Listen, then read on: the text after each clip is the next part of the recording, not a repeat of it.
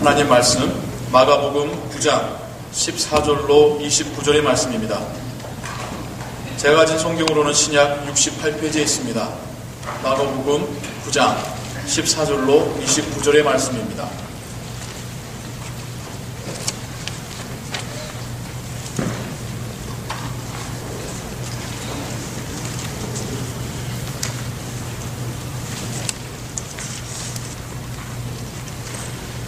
저와 여러분들이 한 구절씩 번갈아 기도하시고 마지막 절을 함께 봉독하도록 하겠습니다.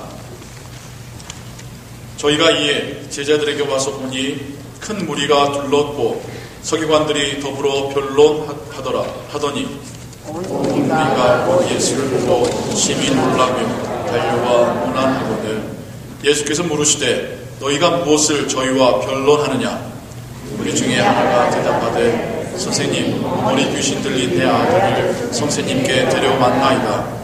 귀신이 어디서든지 저를 잡으면 거꾸러져 거품을 흘리며 이를 갈며 그리고 파리하여 가는지라. 내가 선생의 제자들에게 내어 쫓아달라 하였으나 저희가 능히 하지 못하더이다.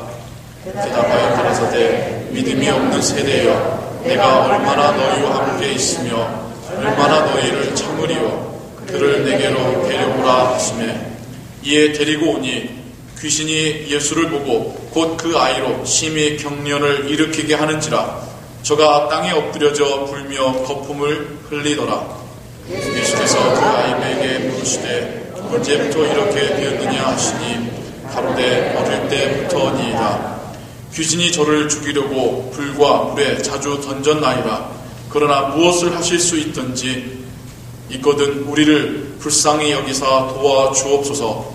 예수께서 이르시되 할 수 있거든이 무슨 말이냐? 믿는 자에게는 능치 못할 일이 없느니라 하시니 곧 그 아이의 아비가 소리를 질러 가로되 내가 믿나이다. 나의 믿음 없는 것을 도와주소서 하더라. 예수께서 우리의 달려 모이는 것을 보시고 그 더러운 귀신을 꾸짖어 가라사대 벙어리 되고 흉없은 귀신아, 내가 네게 명하노니 그 아이에게서 나오고 다시 들어가지 말라 하시매 귀신이 소리 지르며 아이로 심히 경련을 일으키게 하고 나가니 그 아이가 죽은 것 같이 되어 많은 사람이 말하기를 죽었다 하나 예수께서 그 손을 잡아 일으키시니 이에 일어서니라. 집에 들어가심에 제자들이 종용이 묻자오되 우리는 어찌하여 능히 그 귀신을 쫓아내지 못하였나이까? 이르시되 기도 외에 다른 곳으로는 이런 유가 나갈 수 없느니라 하시니라. 아멘. 설교를 시작하기에 앞서서 여러분들 주보를 한번 펴보시기 바랍니다. 오늘 들어오시면서 받으셨던 주보를 펴보시기 바랍니다. 주보 안쪽 왼쪽 면에 보면 지금까지 주일 큐티라고 해서 짧은 어떤 글들이 실렸곤 했었습니다. 근데 오늘부터 이번 주부터 이번 주일의 말씀 묵상이라는 타이틀로 내용이 바뀌게 되었는데요. 오늘 제가 설교할 그 설교 내용의 간략한 요약과 또한 이것을 묵상을 어떻게 할 것인지 어떤 질문을 가지고 생각해 볼 것인지를 적었고요. 마지막으로 어떤 기도의 주제를 제가 담았습니다. 이렇게 한 이유는 여러분들이 오늘 주일 말씀을 들으실 때에 미리 오셔서 한번 주보를 쭉 훑어보시고 성경 말씀을 보시면 목사님이 이러한 방향으로 혹은 이런 주제로 말씀을 전하시겠구나 먼저 알고 계실 때에 제가 말씀 전할 때 훨씬 이해하시기가 도움이 되실 것이고요. 또한 이걸 가지고 가셔서 한 주간 동안 개인적으로 묵상을 하시거나 혹은 가정에서 예배를 드릴 때 그러한 교재로 사용하시라고 이렇게 내용을 정리해서 담았습니다. 그래서 들으실 때에 혹 기록할 부분이 있겠다 싶으실 때는 그 옆에 공란에다가 기록하셔서 한 주간 동안 다시 한번 말씀을 생각하실 수 있는 그런 교재로 삼으시기 바랍니다. 아멘. 네, 그래서 설교를 주일에만 듣는 말씀으로 생각하지 마시고 한 주간 동안 계속해서 곱씹어 볼 수 있는, 다시 한번 새겨볼 수 있는 그런 말씀으로 그렇게 받으시고요. 그럴 때 하나님께서 여러분들에게 더 많은 깨달음과 감동을 주실 줄로 믿습니다. 저는 제가 뱉은 말이 저의 감정과 생각과 때로는 저의 행동까지도 영향을 미치는 것을 보곤 합니다. 저에게 이런 경험이 있습니다. 한국에서 군 남자라면 다 군대를 다녀와야 되는데요. 나를 조심해야겠군요. 군대 안 갔다고 해서 남자가 아닌 건 아닙니다만은 일단 신체 건강한 남자는 피할 수 없이 군대를 가야 됩니다. 저도 신체 건강했기 때문에 군대를 가게 됐고요. 훈련소에 입소한 첫 주간에 느꼈던 감정을 떠올려 보게 되었습니다. 군에 입대하기 전에 어찌나 많은 이 군대에 대한 많은 이야기들 들었는지요. 부두로 맞는다는 둥, 잠을 잘 못 잔다는 둥, 먹을 것이 부족하다는 둥, 총기 사고로 죽을 수 있다는 둥, 하여간 참 걱정되는 일을 많이 들었습니다. 그리고 그곳 안에 들어가서도 이 훈련생들끼리 하는 이야기가 순 그런 이야기입니다. 힘들다, 밥이 적다, 실제로 밥도 조금밖에 안 주고요. 맛없는 밥, 또 시간도 별로 안 줍니다. 그래서 다 먹지 못하고 이렇게 뺏어가기도 하고요. 그래서 저를 포함한 모든 사람들이 낙심이 되어서 그러니까 줄을 맞춰서 앉거나 서 있게 되는데 이건 소금에 절인 배추 마냥 이렇게 절가 있는 게 모든 사람들의 공동적인 표정들입니다.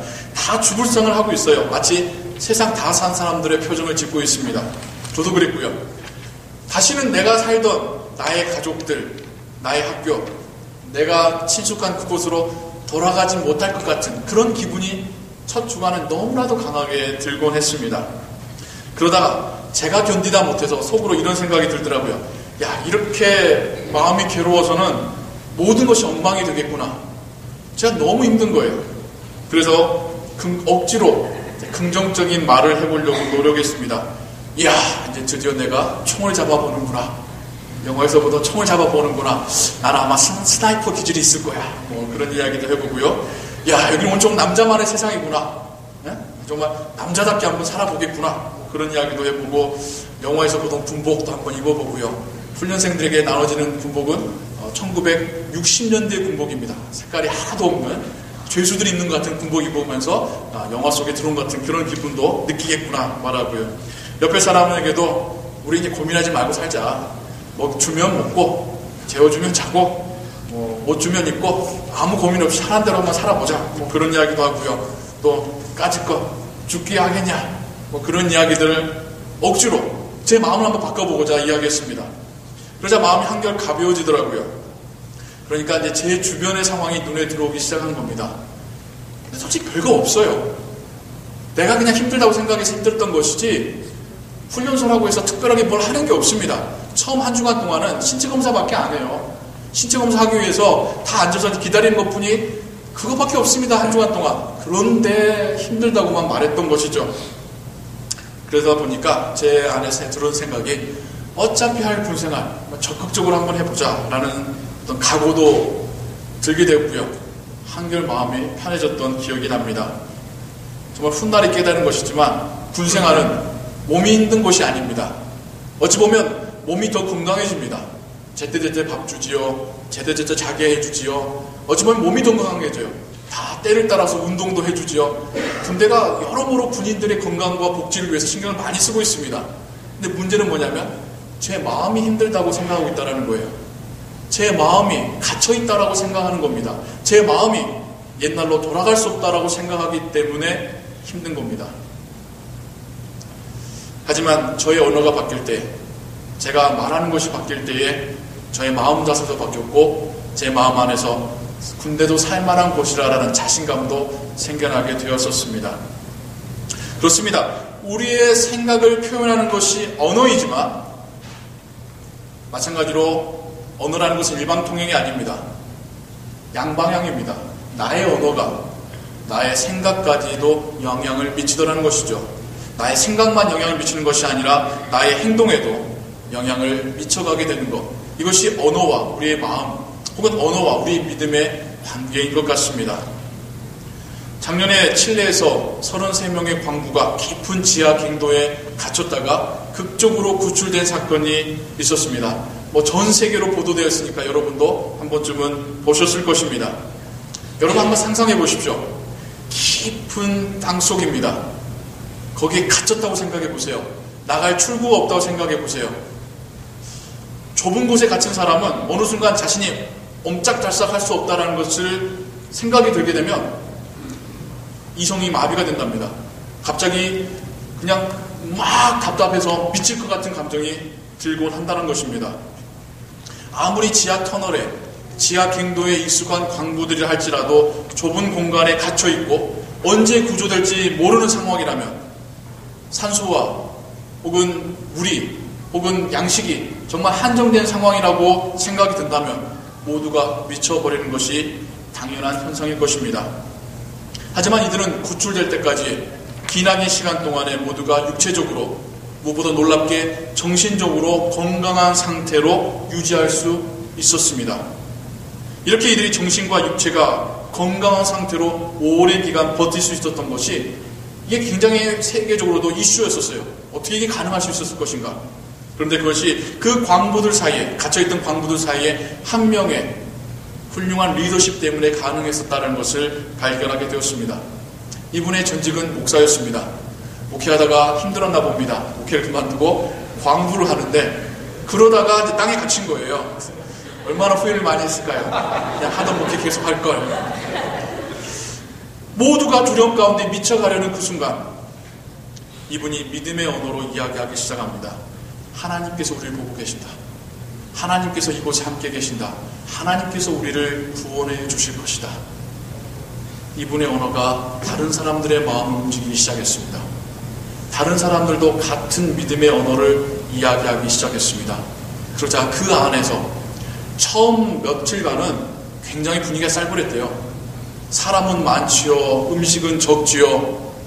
그리고 언제 얼마까지 버텨야 될지 모르는 상황이지요. 서로가 견제하고 싸움이 일어나고 적은 음식 더 많이 확보하려는 그러한 분위기가 있었답니다. 그러나 한 사람의 언어가 바뀌어가면서 다른 사람들에게 영향을 끼치고 이제는 사람들의 마음이 바뀌어가게 됩니다. 그래, 우리는 살아갈 수 있다. 우리는 살아나갈 수 있다. 우리는 구출될 것이다. 하나님께서 우리를 버리지 아니하실 것이다. 정서적으로 하나가 되고 정서적으로 건강해지니까 그 안에서 오랜 세월을 정말 체계 있게 서로 질서를 갖추고 음식을 나눠 먹으면서 서로를 위해서 기도하고 격려하고 두려워하는 자, 염려하는 자를 서로 위로하는 그러한 공동체를 이룰 수 있었다고 합니다. 그러기에 그들은 구출될 때까지 무엇보다도 정신적으로 건강한 상태를 유지할 수 있었습니다. 믿음을 담은 언어가 절망적인 순간에 빠진 이들의 생각과 행동까지도 바꾸어 놓았던 것입니다. 우리는 올해 피스메이커가 되자라는 그 표를 가지고 신앙생활을 시작하였습니다. 올 한 해 우리 교회의 사역의 방향성을 피스메이커가 되자라는 이런 목표를 가지고 우리는 시작하였습니다. 피스메이커가 되기 위해서 우리에게 가장 필요한 무기는 무엇일까요? 가장 중요한 도구는 무엇일까요? 그것은 바로 우리의 언어일 것입니다. 우리가 하는 이 말이 피스메이커로서의 삶을 살아갈 때 너무나도 중요한 도구이며 무기일 것입니다. 우리의 언어가 우리와 하나님의 관계를 더 가까이 할 수가 있습니다. 우리가 어떻게 말하느냐가 하나님을 알지 못하고 믿지 못하는 그들과 하나님의 관계를 더 가깝게 할 수가 있습니다. 하지만 반대로 우리의 언어가 우리가 하나님 앞에서 더 범죄하게 만들 수 있습니다. 우리의 언어가 세상 사람들이 하나님을 더 믿지 못하고 더 교회를 미워하게 만들 수도 있다는 것입니다. 우리가 피스메이커가 되기 위해서 우리가 하나님과 평화로운 관계, 더욱 친밀한 관계를 유지하기 위해서는 우리의 언어가 바뀌어야 한다는 것이죠. 오늘 우리는 마가복음 9장에 나오는 사건을 함께 보았습니다. 이 사건을 통하여서 믿음의 언어가 얼마나 중요한지를 우리가 깨닫게 되기를 소원합니다. 이 시간 이 말씀을 통하여서 우리 모두의 언어가 긍정적인 믿음의 언어로 변화되는 그런 역사를 주님의 이름으로 축원합니다. 오늘 우리가 성경에서 읽었던 상황은 예수님께서 3명의 제자를 데리고 변화산이라고 하는 산에 올라가셔서 변화하신 위에 내려왔을 때의 상황입니다. 산 위에서는 예수님은 영광스러운 모습으로 변화되셨었습니다. 3명의 제자들은 그 영광스러운 그 광경을 보며 너무 황홀하여서 여기서 살습시다 라고 말하는 그런 상황이었었습니다. 하지만 똑같은 시간에 산 아래에서는 남은 제자들은 굉장히 곤욕스러운 상황에 직면하게 되었습니다. 무엇이냐면 귀신 들린 아이를 가지고 있는 아버지가 이 아이를 데려와서 제자들에게 고쳐주십시오라고 이야기했던 거죠. 귀신을 쫓아내 주십시오라고 부탁한 겁니다. 제자들은 이미 하나님의 능력을 발휘해 본 경험이 있습니다. 지금 우리가 오늘 읽었던 부분이 마가복음 9장인데요. 마가복음 6장 7절을 보시면 예수님께서 제자들을 파송하시면서 전도하러 마을에 보내시면서 귀신을 제어할 권세를 주셨다라고 성경이 기록하고 있습니다. 이미 제자들은 주님으로부터 권세를 받았고 이것을 사용하여서 귀신을 쫓아냈던 경험도 했었습니다. 남은 제자들이 예수님이 떠나신 이후에 귀신 들린 아이가 자기들에게 찾아오자 이 아이를 어떻게든 고쳐보려고 그 아이에서 귀신을 쫓아보려고 노력을 했으나 안 됐습니다. 오히려 더 그 아이 안에 있는 귀신이 더욱더 심하게 발작을 하고 반응을 할 뿐이었던 것이죠. 제자들은 자신들의 무능력함에 굉장히 절망하였을 줄 모릅니다. 아이의 아버지는 더 답답하고 더 낙심이 되었겠죠.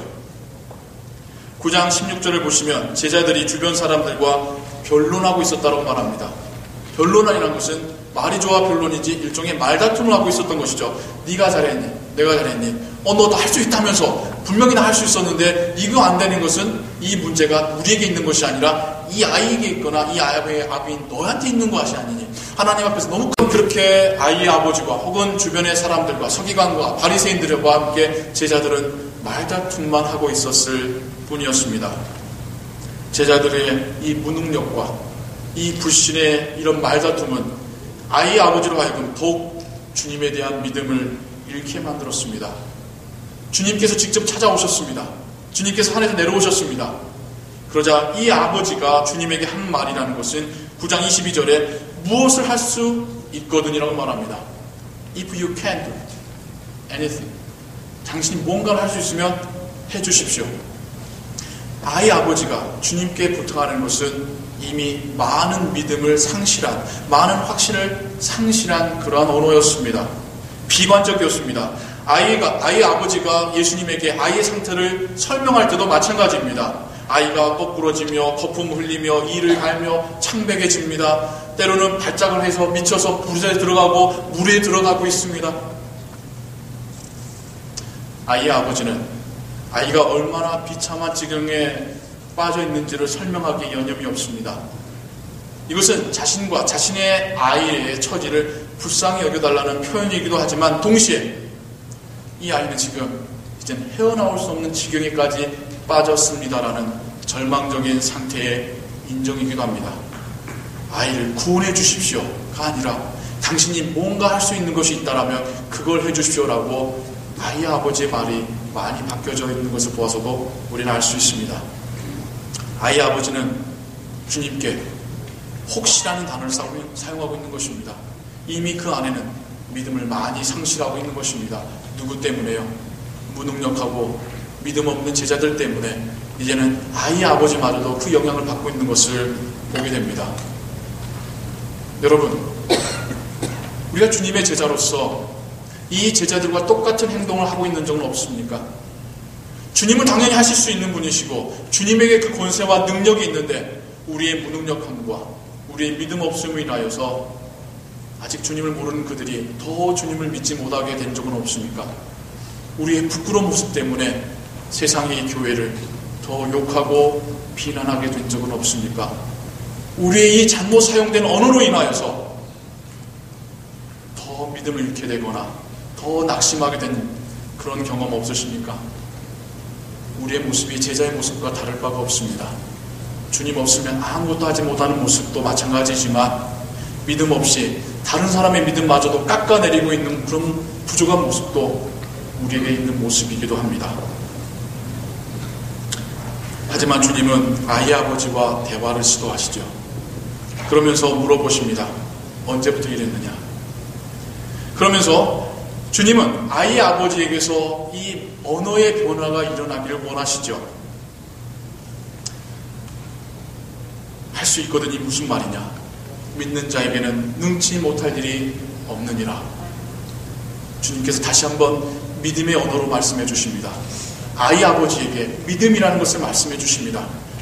그러자 아이의 아버지가 이렇게 대답합니다. 내가 믿나이다. 나의 믿음 없는 것을 도와주소서. 여러분, 말이 좀 어려워요. 믿음이 있다라는 겁니까? 없다라는 겁니까? 내가 믿나이다. 나의 믿음 없는 것을 도와주소서. 믿음이 있다라는 겁니까? 믿음이 없다라는 겁니까? 지금 아이의 아버지는 자신의 믿음 없음을 인정할 수도 있는 믿음이 생긴 것입니다. 말이 좀 어렵죠? 정말 주님에 대한 믿음이 부족하고 자신이 나약하다는 것을 다시 한번 깨달았다라는 믿음의 고백을 하고 있는 것입니다. 아이의 아버지에게 그 내면에서 놀라운 변화가 일어나기 시작합니다. 지금까지는 아이의 상태에만 관심이 있었습니다. 아이가 절망적인 상황이라는 것만 이야기에 여념이 없었습니다. 그러나 주님과 대화할 때에, 주님이 믿음을 말씀하실 때 아이 아버지의 그 관심의 초점이 자신의 내면으로 옮겨지게 됩니다. 내가 믿음이 없었구나. 내가 부족했구나. 그리고 주님께 메어 달리기를 나를 도와주소서.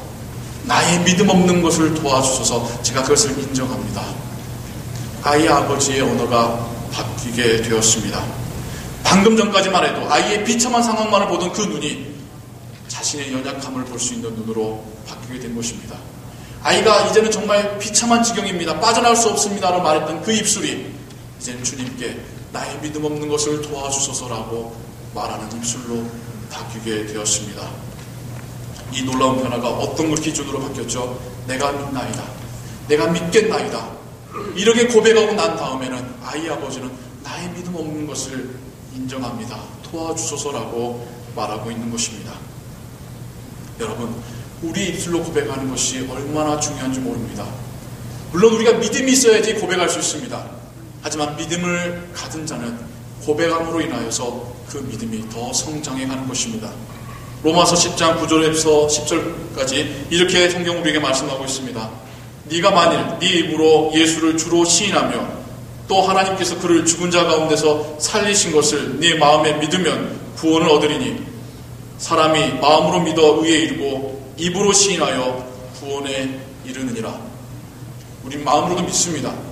하지만 성경 우리에게 말씀하시기를 입으로도 시인할 수 있는 믿음이 되어야 한다는 것입니다. 그만큼 우리의 언어가 중요하다는 것입니다.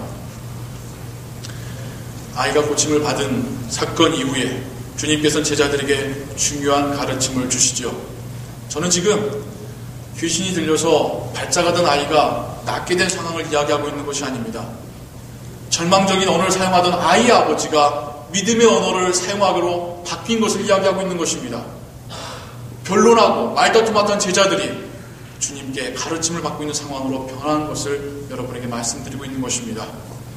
제자들이 주님에게 이렇게 묻죠. 주여, 왜 우리는 할 수 없었습니까? 주님께서 29절에 이렇게 대답하십니다. 참 어려운 구절이에요. 이것만 놓고 보자면요. 기도 외에 다른 곳으로는 이런 유가 나갈 수 없느니라. 주님 기도하셨습니까? 주님은 명령하셨습니다. 나가거라. 그러니까 귀신이 나간 것이지 주님께서 아이의 손잡고 하나님이 아이를 불쌍히 여겨주시고 예수 그리스도의 이름을 명하노니 귀신이 쫓겨나가게 하시고 주님은 기도하신 게 아니잖아요. 주님은 명령하셨습니다. 근데 주님은 제자들에게 가르치시기를 기도 외에 다른 곳으로 이런 유가 나갈 수 없느니라라고 말씀하십니다. 주님이 말씀하신 기도는 무엇일까요? 여러분, 기도가 뭡니까? 기도의 본질이 뭡니까? 우리 입술로 하나님께 말씀드리는 겁니다. 우리 입술로 하나님을 믿습니다라고 고백하는 겁니다. 우리의 입술로 하나님의 역사하심을 구하는 것이 바로 기도입니다. 우리의 믿음의 언어가 바로 기도인 것입니다. 믿음이 없는 자가 기도할 수 없죠. 믿지 못하는데 어떻게 기도합니까? 하나님을 의지하지 않는다가 어떻게 기도합니까? 그냥 불평일 뿐인 것이죠. 주님께서 말씀하신 기도는 우리가 믿음으로 고백하는 언어를 말씀하고 계시는 것입니다. 그렇다고 한다면 이런 유가 나갈 수 없다는 것은 무엇을 의미할까요? 단지 귀신이 쫓겨나가는 것만을 말씀하시는 걸까요? 아닙니다. 더 넓은 의미로 하나님의 역사하심을, 하나님께서 직접 일하심을 체험하는 것, 경험하는 것을 의미하는 것입니다. 즉 예수님께서 말씀하신 것을 우리 이렇게 해석하면 이해할 수 있습니다. 하나님 앞에서 믿음의 언어로 고백할 때에 하나님의 역사하심을 체험할 수 있다는 겁니다. 우리의 언어가 바뀔 때 성령의 역사하심을 우리가 경험할 수 있다는 것입니다. 여러분, 하나님께서 애초에 우리에게 듣고 싶으신 말씀이 무엇일까요? 우리 입술에서 어떤 말이 나오기를 하나님은 원하실까요? 의심입니까? 불평입니까?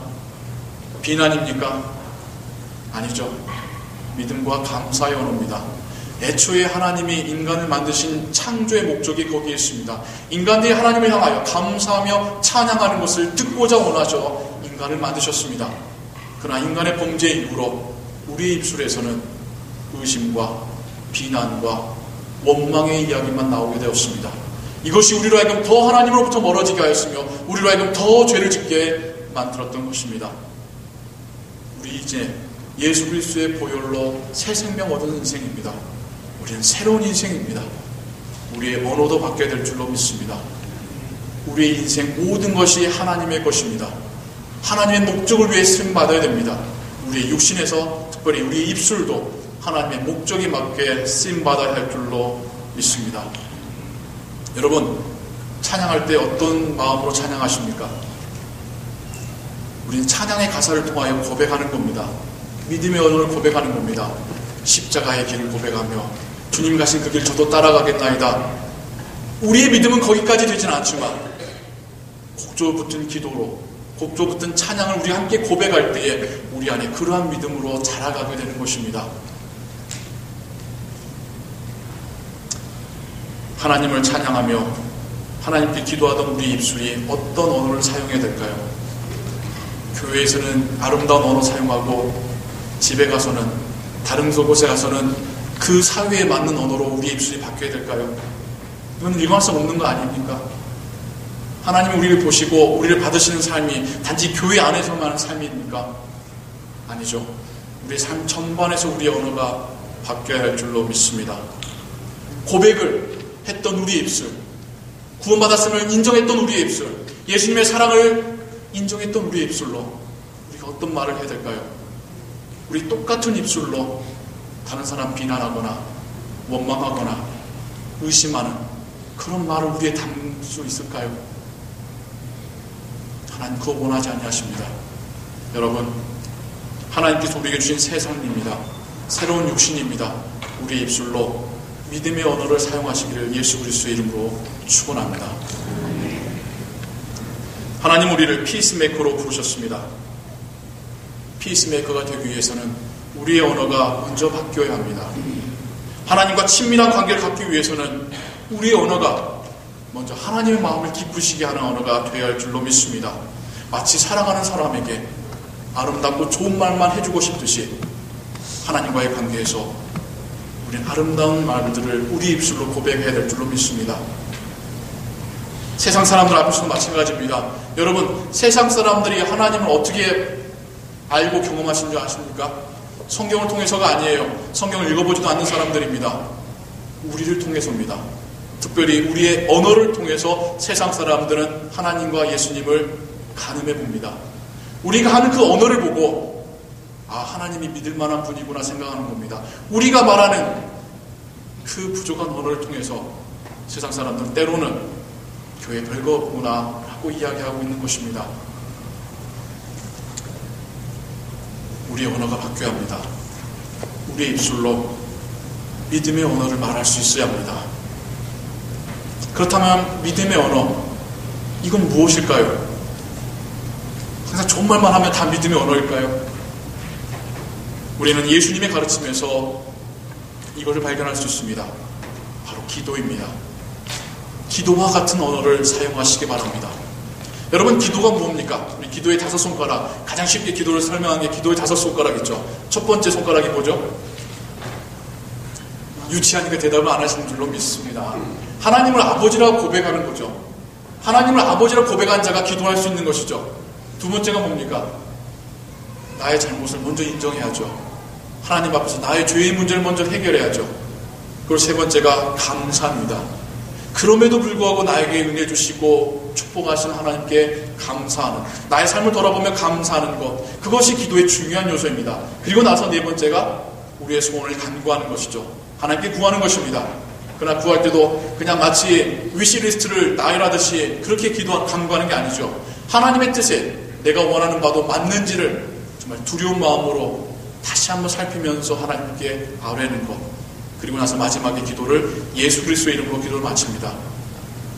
예수 그리스도가 우리의 기도를 중보하시기에, 우리의 기도를 하나님 앞에 전달하시는 분이시기에 주님의 이름으로 기도함으로써 우리의 기도가 온전한 기도가 될 수 있습니다. 기도와 같은 언어라는 것은 무엇일까요? 하나님께 말씀할 때, 혹은 여러분의 가족들에게, 여러분의 이웃 사람들에게 말할 때 먼저 우리의 언어를 듣고 계신 분이 하나님이심을 잊지 마시라는 겁니다. 여러분의 가족들에게 말씀하실 때에도, 여러분이 세상에서 혹은 장사하시면서 커스터머를 상대하실 때에도 여러분의 언어를 하나님 듣고 계신다는 것을 잊지 마십시오. 그게 기도와 같은 언어의 시작입니다. 두 번째로, 나의 부족함을 먼저 인정하시기 바랍니다. 사람들 앞에서 먼저 다른 사람을 정죄하거나 비난하거나 잘못을 지적하기에 앞서서 내가 부족했던 점은 무엇인지 먼저 인정할 수 있는 언어가 되어야 하겠죠. 그 다음으로 감사하기를 빼놓지 마십시오. 하나님께 감사하기를 빼놓지 마시고 사람들에게 감사하기를 빼놓지 마십시오. 그 다음에야 우리가 원하는 말을 말하시기 바랍니다. 그리고 이것마저도 하나님의 말씀에 합당한 것인지를 다시 한번 두려운 마음으로 살피시면서 말씀하십시오. 우리의 언어에 예수 그리스도가 담겨있기 때문입니다. 우리의 언어가 마치 우리의 마지막에 그 언어가 주님께서 그 편지 봉투의 우표와 같이 주님께서 담겨져 있는 말이기에, 주님을 대표하는 말이기에, 주님을 드러내는 언어라는 것을 잊지 마시기 바랍니다. 이러한 것을 우리가 항상 잊지 않고 대화하신다면 하나님과의 대화에서도 친밀한 대화가 될 것이며, 여러분의 가족과 우리의 교우와 여러분의 사회에 알고 계신 그분과 대화할 때 진짜 여러분들이 피스메이커가 되실 줄을 믿습니다. 우리의 믿음의 언어가 사용되기를 소원합니다. 우리의 언어로 인하여 먼저 우리 마음 가운데 하나님의 나라의 평강이 임하기를 소원합니다. 잠언에서 이렇게 말씀하십니다. 우리의 새치의 혀가 우리를 죽일 수 있다고 말합니다. 또한 동시에 우리의 이 새치의 혀가 다른 사람을 살릴 수 있다라고도 이야기합니다. 여러분, 우리의 혀가 사람을 살리는 혀로 쓰임받기를 소원합니다. 다른 사람의 믿음을 살리는 언어로 쓰임받기를 주님의 이름으로 축원합니다. 항상 기도하는 심정으로 말씀하시는 주님의 제자들 되시기를 예수 그리스도의 이름으로 축원합니다. 기도하겠습니다.